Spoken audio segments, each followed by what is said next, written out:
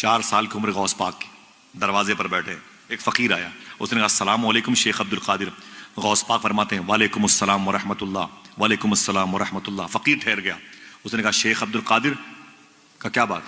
میں نے 1 مرتبہ سلام کیا اور آپ نے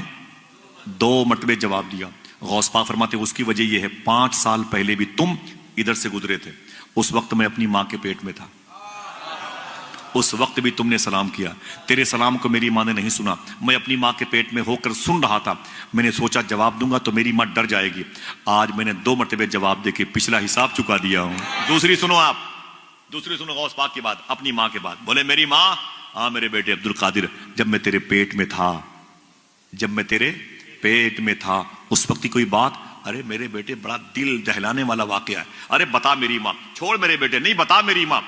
میرے بیٹے عبد القادر کیا بتاؤں، تو میرے پیٹ میں تھا، اس وقت دروازے پہ دستک ہوئی، میں نے کہا کون، میں نے کہا خادمہ سے پوچھ کون ہے، تو خادمہ نے جا کہا کہ ایک فقیر ہے اللہ کے نام پہ کچھ مانگ رہا ہے۔ تو غوث پاک کہتے ہیں پھر امی کہتی ہیں میرے بیٹے، میں نے کہا خادمہ سے جا کہہ دو وہ بعد میں آئے گا، گھر میں کوئی مرد نہیں ہے،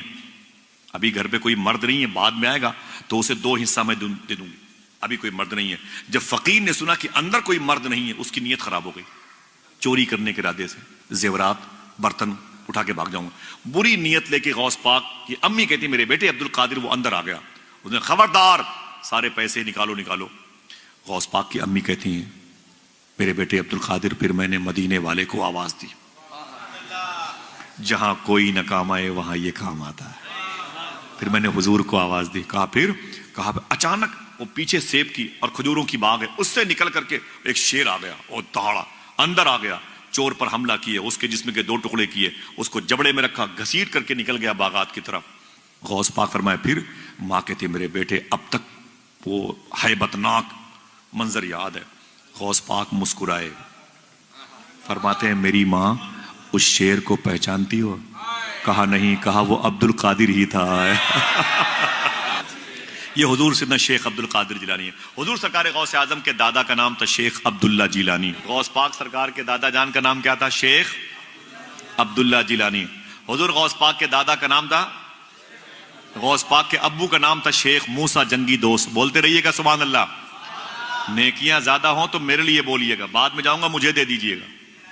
ٹھیک ہے انشاءاللہ، بولتے رہیے گا۔ حضور غوث پاک کے اقربا متوسرین مریدوں کے اجداد کے نام، غوث پاک سرکار کے دادا کا نام تھا شیخ عبداللہ جیلانی،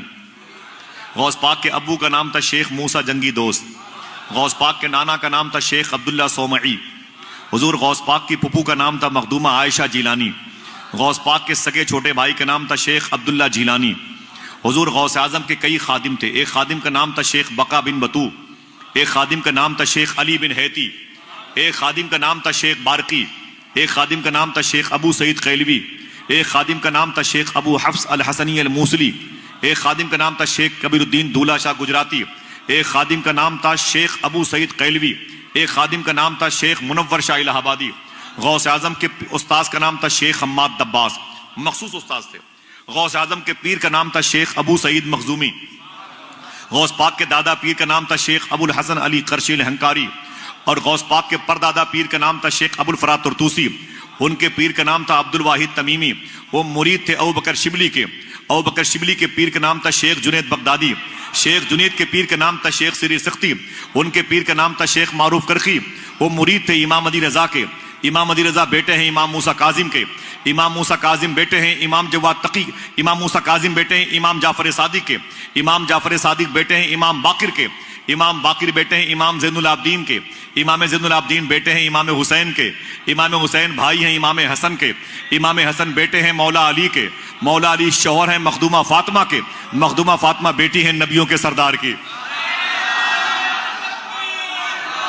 شیخ عبد القادر جیلانی۔